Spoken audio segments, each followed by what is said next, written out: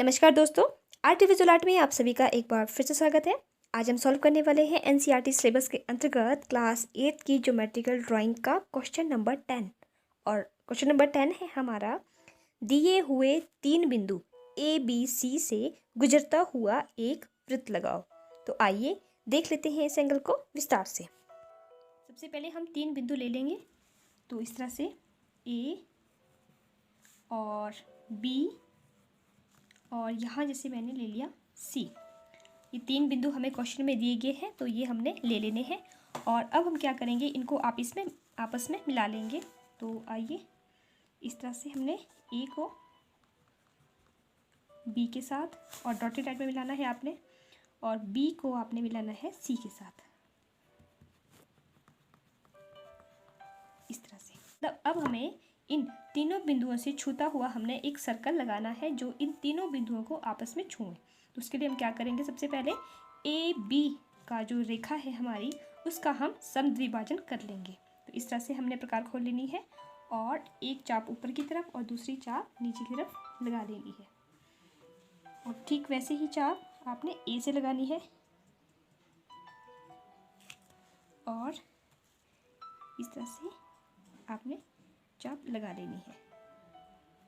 और जहाँ पे ये दोनों चापें आपस में कट रही है, उसको आपने मिलाते हुए लाइन ले लेनी है इस तरह से।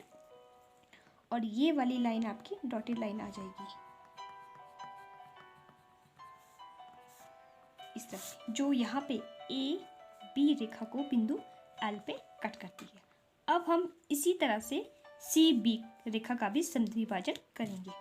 तो इस तरह से आपने प्रकार, सबसे पहली चाप आपने बी से लगा लेनी है इस तरह से,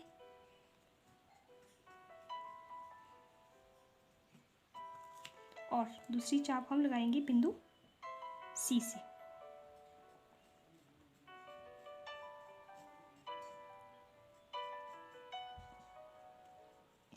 और जहाँ पे दोनों चापें आपस में कट रही है, जो वो बिंदु, उस बिंदु को हम आपस में मिला लेंगे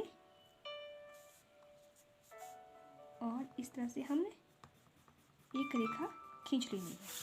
और ये दोनों रेखाएं जहाँ पे आपस में कटती है, वो बिंदु, ये वाली रेखा और ये वाली रेखा जहाँ पे कट रही है, वो आ जाएगा हमारा बिंदु ओ।